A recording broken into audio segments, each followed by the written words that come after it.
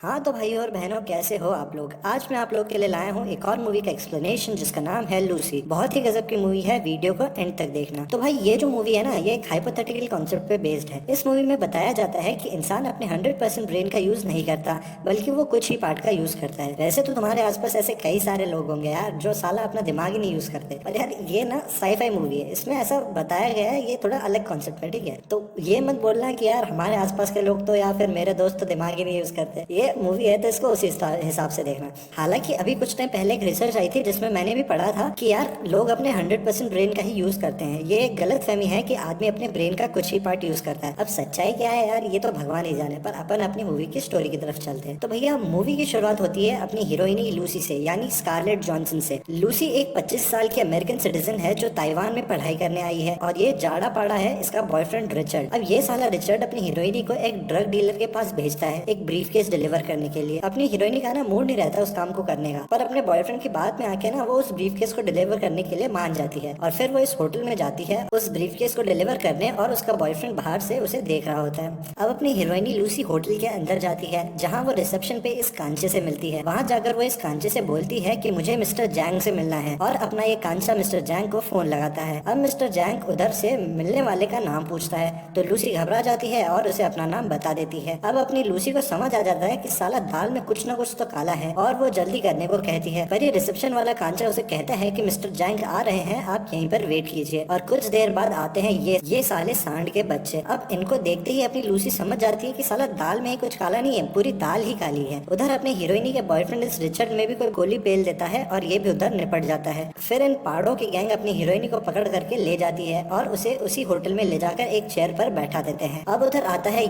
ये साला कोबरा की शक्ल का आदमी Mister Jang the drug dealer. पहले तो वो वहाँ आकर अपने खून से सने हुए हाथों को धोता है। ये देख अपनी हीरोइनी की तो भाई फट के ही हाथ में आ जाती है, और वो चिल्ला चिल्ला कर इन लोगों को समझाने की कोशिश करती है कि मुझे कुछ नहीं पता, मेरा चूतिया बॉयफ्रेंड जो अभी 5 मिनट पहले तक तो था साला, उसने मुझे ये ब्रीफकेस डिलीवर करने के लिए कहा था। उसकी बातों में मैं आकर के तुम्हें ब्रीफकेस डिलीवर करने आई हूँ, बस इससे ज्यादा मुझे कुछ नहीं आता, मुझे छोड़ दो, मुझे जाने दो। और साला दिक्कत ये है कि इन सब के सब सांड के बच्चों को ना इंग्लिश आती ही नहीं है। ये सारे के सारे ना साले सिर्फ चाइनीज में चिंग चैंग चू करते रहते हैं। अब अपनी हीरोइनी कब से गला फाड़ फाड़ करके चिल्ला रही है, पर इनको घंटा नहीं कुछ समझ में आता। अब ये मिस्टर चैंग फोन लगा करके एक ट्रांसलेटर को लाइन पे बुलवाता है, जिससे कि वो लूसी की बात समझ तो सके। अब लूसी उस ट्रांसलेटर को सब कुछ बता देती है, और वो ट्रांसलेटर मिस्टर जैंग को, और लूसी की बात सुनने के बाद ये जैंग एक पेपर पर 140 नंबर लिखता है और वहाँ से दूर चला जाता है एक खोपचे में। अब अपनी हीरोइनी ट्रांसलेटर को बोलती है कि ये लोग तो दूर जाके खड़े हो गए हैं और एक पेपर पे 140 लिख गए हैं। तो वो ट्रांसलेटर लूसी को कहता है कि ये तेरे इस ब्रीफकेस का कोड है, इसे खोल। अब डरते डरते अपनी हीरोइन उस ब्रीफकेस को खोलती है। अब इन सब कांचों को लग रहा था कि भाई इस ब्रीफकेस में किसी ने शायद बॉम्ब डाल के रखा है, पर नहीं, इसमें तो ये ब्लू कलर का पाउडर है। अब ये जैंग वापस आता है और अपनी लूसी के पास आकर के एक नशेड़ी को बुलवाता है और उसे ये पाउडर ट्राई करने को कहता है। ये आदमी उसे ट्राई करता है और इसकी हालत कुछ ऐसी हो जाती है, मतलब भाई देखो तो बे। और थोड़ी देर बाद ये जैंग साला उसके खोपड़े में गोली मार देता है और उसे निपटा देता है।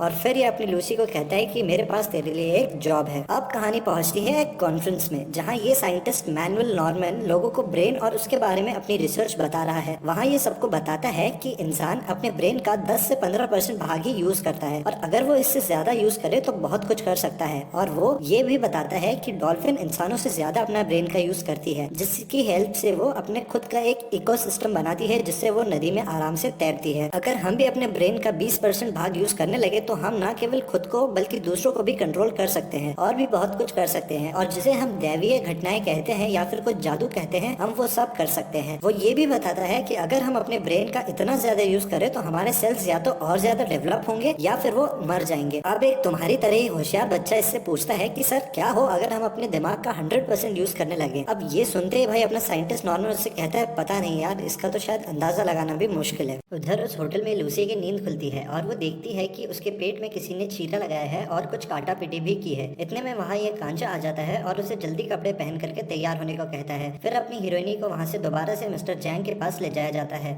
वहाँ उसे मिलता है ये लंबू, जो उसे बताता है कि टेंशन मत ले, हमने तेरे कोई भी बॉडी पार्ट्स नहीं निकाले हैं, हमने बस तेरे पेट के निचले हिस्से में एक छोटा सा चीरा लगाया है और उसके अंदर एक पैकेट डाला है। अब अपनी लूसी उससे पूछती है कि किस टाइप का पैकेट, तो ये आदमी उसे बताता है कि एक ड्रग है जिसका नाम है CPH4। अब इतने में वहाँ लूसी जैसे और भी 3 बंदों को लाया जाता है।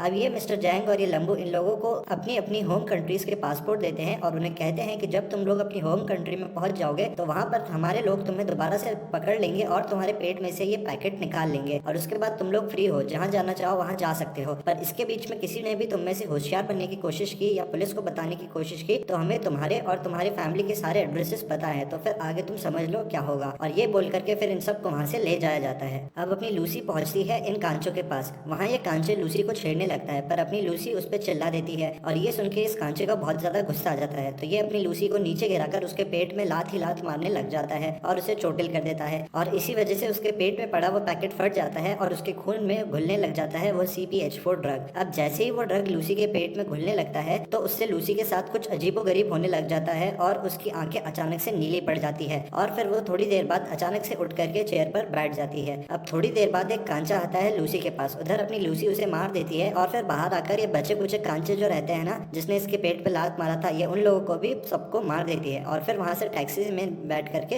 हॉस्पिटल की तरफ निकल पड़ती है। अब रास्ते में जाते जाते लूसी देखती है कि जो भी आदमी उसके आसपास बात कर रहा है या तो फोन पर या वैसे भी, वो उन सबको सुन पा रही है, चाहे वो कितना भी दूर हो। वो हर एक की आवाज आराम से सुन सकती है। उसे कुछ समझ नहीं आता। फिर थोड़ी देर बाद वो हॉस्पिटल पहुंचती है। अब जैसे ही अपनी लूसी हॉस्पिटल पहुंचती है वो वहां से सीधा ऑपरेशन थिएटर में घुस जाती है। उधर ऑपरेशन करने वाले डॉक्टर्स उसे बाहर जाने को कहते हैं पर वो जिस आदमी का ऑपरेशन चल रहा था उसकी रिपोर्ट्स देखती है और थोड़ी देर बाद रिपोर्ट्स देखने के बाद वो जिसका ऑपरेशन चल रहा था उस आदमी को गोली मार देती है और नीचे पटक देती है। फिर वो डॉक्टर्स पर गन तानकर उन्हें कहती है कि तुम वैसे भी उसे बचा नहीं पाते, उसका ट्यूमर बहुत ज्यादा बढ़ गया था। उसके बाद वो मेन डॉक्टर को कहती है कि किसी ने मेरी बॉडी में CPH4 नाम का एक ड्रग डाल दिया है, उसे बाहर निकालो। और फिर डॉक्टर उसे कहता है कि ठीक है मेरी माँ, ये गन तो नीचे कर, एनेस्थीसिया तो लगाने दे, तब तो निकालूंगा। तो लूसी उसे कहती है नहीं, मुझे बेहोश करने की कोई जरूरत नहीं है, मुझे दर्द महसूस नहीं होता। फिर लूसी उस डॉक्टर का फोन लेती है और अपनी माँ को फोन करती है और फिर वो अपनी माँ को कहती है कि माँ मुझे सब कुछ याद है, बचपन से लेकर आज तक जो जो भी मेरे साथ हुआ है वो सब मुझे अच्छे से याद है। मैं लोगों की बातें भी सुन पा रही हूँ, मैं ग्रेविटी को भी फील कर पा रही हूँ और इतना ही नहीं, जब मैं तेरे पेट में थी मुझे उस टाइम का भी सब कुछ याद है। पर उसकी माँ को कुछ समझ नहीं आता, इसलिए लूसी थोड़ी देर बाद फोन रख देती है।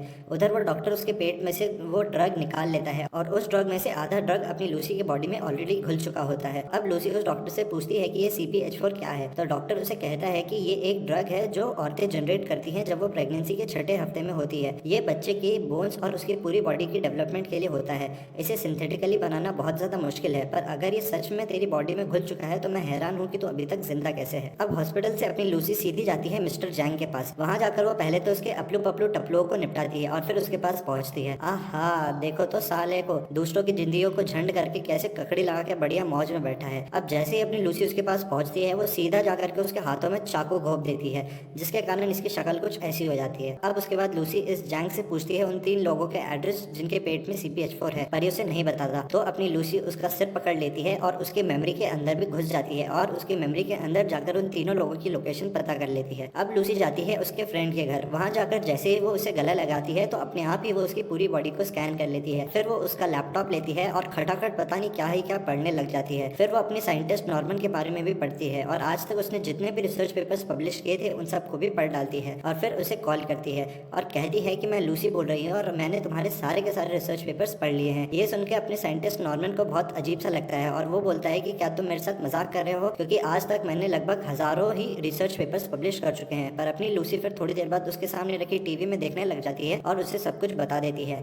और उसे कहती है कि तुम्हारी रिसर्च सही डायरेक्शन में जा रही है और अभी मैं अपने ब्रेन का 20% पार्ट यूज कर सकती हूँ। मैं इलेक्ट्रोमैग्नेटिक वेव्स कंट्रोल कर सकती हूँ, मैं आसपास के लोगों की बातें सुन सकती हूँ, मैं ट्रीज के अंदर का सब कुछ देख सकती हूँ। इतना ही नहीं, मैं तुम्हारे आसपास के मोबाइल फोन, तुम्हारे लैपटॉप के सिग्नल सबको कंट्रोल कर सकती हूँ और मुझे अपने बचपन से अभी तक का सब कुछ याद है। पर फिर वो डॉक्टर नॉर्मन से कहती है कि मुझे समझ नहीं आ रहा कि मैं इस इन्फॉर्मेशन और इस नॉलेज का करूँ क्या। तो फिर नॉर्मन उसे कहता है कि अपनी इस इन्फॉर्मेशन को तू पास कर, जिसको हो सकता है उसे पास करिए, तेरे लिए बहुत अच्छा रहेगा। इसके बाद लूसी उससे कहती है कि मैं 12 घंटों में तुम्हारे पास आ जाऊंगी और फिर वो फोन काट देती है। फिर वो अपनी फ्रेंड को चाइनीज में लिख करके कुछ दवाइयाँ देती है और उससे कहती है कि उसके बॉडी पार्ट्स में कुछ खराबी है, इन दवाइयों को खाए और थोड़ी एक्सरसाइज करे और ऑर्गेनिक खाना खाए और फिर वो वहाँ से चली जाती है। अब पुलिस स्टेशन में फोन बजता है और वो फोन उठाता है इंस्पेक्टर डेल रियो और फोन करती है अपनी लूसी। अब अपनी लूसी उसे कहती है कि मैं तुझे 3 लोगों की इन्फॉर्मेशन दे रही हूँ जो अलग अलग देश में हैं। उनके पास एक बहुत ही खतरनाक सा ड्रग है और उन्हें पकड़ना बहुत ज्यादा जरूरी है। अपना डेल रियो पहले तो उसकी बात पर यकीन नहीं करता, पर फिर उसके बाद मान लेता है और फिर उन तीनों लोगों को पकड़ लेता है। उधर अपनी हीरोइनी फ्लाइट में बैठकर नॉर्मन के पास जाती है और फ्लाइट में 2 लैपटॉप में खतरनाक कुछ ना कुछ कोडिंग या पता नहीं कुछ तो कुछ कर रही होती है। अब प्लेन स्टाफ का एक आदमी उसके पास आता है और उससे कहता है कि अपना लैपटॉप बंद कर दो, पर वो उसे हिप्नोटाइज कर देती है और वो वहां से चला जाता है। फिर अचानक से थोड़ी देर बाद अपनी हीरोइनी के दांत टूट करके उसके हाथ में आ जाते हैं और उसी की थोड़ी देर बाद उसके बॉडी सेल्स भी डिग्रेड होने लग जाते हैं और वो डिसॉल्व होने लग जाती है। ये देखकर अपनी हीरोइनी फटाफट से भागकर वॉशरूम में जाती है और अपने पर्स निकाल करके CPH4 खा लेती है और उसके थोड़ी देर बाद वो बेहोश हो जाती है। अब अगले दिन उसे हॉस्पिटल ले जाया जाता है जहाँ डेलरियो भी होता है और डॉक्टर भी होता है। अब हॉस्पिटल में अपनी लूसी को होश आ जाता है और अब उसका ब्रेन और भी ज्यादा काम करने लगता है। अब नर्स आके इन लोगों को बताती है कि लूसी को होश आ गया है और इतने में लूसी भी बाहर आ जाती है। अब ये लोग उसे सरेंडर करने को कहते हैं, पर डेलरियो को छोड़ करके बाकी सबको अपनी लूसी उधर के उधर ही बिना हाथ लगाए ही बेहोश कर देती है और डेलरियो के पास आकर के पूछती है कि जिन ड्रग के बारे में मैंने तुझे बताया था वो पकड़ लिए। तो डेलरियो उसे कहता है हाँ उन्हें पकड़ लिए और वो मेरे पास सेफ है। तो अपनी लूसी उन्हें कहती है कि तू उन्हें मुझे दे दे, वो मेरे पास ज्यादा सेफ रहेंगे। उधर डेलरियो के लोग उन तीनों बंदों को हॉस्पिटल में ले जाते हैं उनके पेट में से वो ड्रग निकलवाने के लिए, पर उनके पीछे मिस्टर जैंग के लोग भी वहाँ आ जाते हैं। अब कार में बैठते ही लूसी को सभी फोन की फ्रीक्वेंसीज दिखाई देती हैं और उन फ्रीक्वेंसीज के अंदर जो भी बातें हो रही है वह भी सुनाई देती है। तो वो जैंग और उसके आदमियों की बातें भी सुन लेती है और ये सब देख डेलरियो की भी फटिया हाथ में आ जाती है। उधर हॉस्पिटल में जैंग के आदमी सभी पुलिस वालों को मार देते हैं और उन बंदों के पेट में से वो ड्रग के पैकेट निकाल लेते हैं और उन्हें अपने साथ ले जाने लगते हैं। पर इतने में वहाँ लूसी आ जाती है और कहती है कि मुझे वो ड्रग का ब्रीफकेस दे दो, पर ये आदमी उसे नहीं देते। तो अपनी लूसी उन सबको हवा में टांग देती है और आसानी से वो ब्रीफकेस लेकर के वहाँ से निकल जाती है। और हालत तो देखो साले इन सबके सबकी। वहाँ से अपनी लूसी सीधी जाती है डॉक्टर नॉर्मन के पास। वहाँ जाकर वो दूसरे साइंटिस्ट से भी मिलती है जो सब अपनी फील्ड के बाप लोग रहते हैं। अब लूसी डेलरियो को कहती है कि जैंग और उसके आदमी यहाँ आकर के हमला करने वाले हैं, तो तू इस जगह को सिक्योर कर ले। फिर वो उन सब साइंटिस्ट को अपनी नॉलेज समझाने लगती है और उन्हें बताती है कि टाइम है तभी हम लोग जिंदा है और अगर टाइम नहीं तो हमारा भी कोई अस्तित्व नहीं। वो कहती है कि हमारी बॉडी पूरी सेल से बनी है और इन सेल के ओरिएंटेशन से ही हम इंसान और जानवरों में डिफरेंशिएट कर पाते हैं। अगर हम चाहें तो इन सेल्स को किसी भी आकार में ढाल सकते हैं, तो फिर हमें और जानवरों में कोई डिफरेंस नहीं रहेगा। वो उन्हें और भी बहुत सारी चीजें बताती है, पर फिर लूसी उन्हें कहती है कि मेरे पास बहुत सारी नॉलेज है, ये मैं तुम्हें ऐसे नहीं समझा सकती क्योंकि शायद मैं अब बहुत ज्यादा टाइम तक जिंदा ना रह सकूं। फिर वो डॉक्टर नॉर्मन से कहती है कि जितना भी CPH4 बचा है वो सारा मेरी बॉडी में डाल दो और मैं कोई ना कोई तरीका ढूंढ लूंगी अपनी नॉलेज को तुम्हें देने का, क्योंकि अगर वो ड्रग किसी गलत हाथों में चला गया तो वो सही नहीं होगा। फिर वो साइंटिस्ट वो सारा का सारा CPH4 अपनी लूसी की बॉडी में डालने लग जाते हैं। इतने में जैंग और उसके आदमी डॉक्टर नॉर्मन की उस जगह पर आकर के हमला करने लग जाते हैं। अब उधर पुलिस और जैंग के आदमियों के बीच में खतरनाक सी लड़ाई होती है और साथ ही साथ अपनी लूसी उस पूरे के पूरे CPH4 के डोज को कंज्यूम कर लेती है और उसके ब्रेन की पावर लगातार बढ़ने लग जाती है। अब लूसी अपनी बॉडी की हेल्प से उस रूम के अंदर जितना भी मेटल और पावर के सोर्सेज रहते हैं उन सबको इकट्ठा करती है और कुछ बनाने लग जाती है। अब डॉक्टर नॉर्मन के कलीग उससे पूछते हैं कि ये क्या कर रही है, तो डॉक्टर नॉर्मन उन्हें कहता है कि ये शायद नेक्स्ट जनरेशन सुपर कंप्यूटर बना रही है। इतने में वहाँ थोड़ी देर बाद जैंग आ जाता है, पर इससे पहले कि वो जैंग आकर के अपनी लूसी को गोली मार दे, अपनी लूसी का दिमाग 100% काम करने लग जाता है और जैसे ही जैंग उसे गोली मारता है तो वो वहाँ पर से गायब हो जाती है। फिर ये जैंग अपने साइंटिस्ट लोगों पर गन तान करके उनसे पूछता है कि लूसी कहाँ पर है, पर इतने में पीछे से डेलरियो आकर के उसको निपटा देता है और फिर उस सुपर कंप्यूटर में से एक पेनड्राइव निकल करके आता है नॉर्मन के पास और जैसे ही नॉर्मन उस पेनड्राइव को ले लेता है तो वो सुपर कंप्यूटर अपने आप ही गायब हो जाता है और इस पेनड्राइव के अंदर लूसी की पूरी इन्फॉर्मेशन होती है। अब अपना डेलरियो नॉर्मन से पूछता है कि कहाँ है लूसी, तो उसके फोन में एक मैसेज आता है कि आई एम एवरीवेयर और मूवी की हो जाती है हैप्पी एंडिंग।